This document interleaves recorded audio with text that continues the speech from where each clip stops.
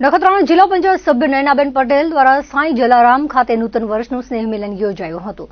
તાલુકા ભાજપ પ્રમુખ ધર્મેશ કેસરાણીએ સ્વાગતમાં તમામ મહેમાનોને આવકાર આપ્યો હતો. દીપ પ્રાગટ્ય બાદ કાર્યક્રમને ખુલ્લો મૂકતા કેડીસીસીના ચેરમેન દેવરાજ ગઢવી તેમજ ધારાસભ્ય પીએમ જાડેજાએ પ્રાસંગિક પ્રવચન કર્યું હતું, જેમાં તેમણે કહ્યું હતું કે ભાજપ કચ્છથી કેન્દ્ર સુધી સ્નેહ મિલન યોજી રહ્યું છે.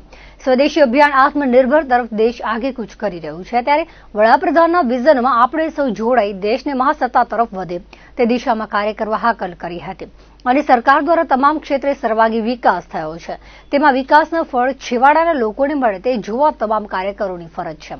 જિલ્લા પંચાયતના સભ્ય નયનાબેન પટેલે જિલ્લા પંચાયત, તાલુકા પંચાયત, નગરપાલિકાની ચૂંટણીની નોબત વાગી રહી છે, ત્યારે બૂથને મજબૂત કરી ભાજપને જળહળતો વિજય અપાવવા કાર્યકરો કામે લાગે તેવી શીખ આપી હતી.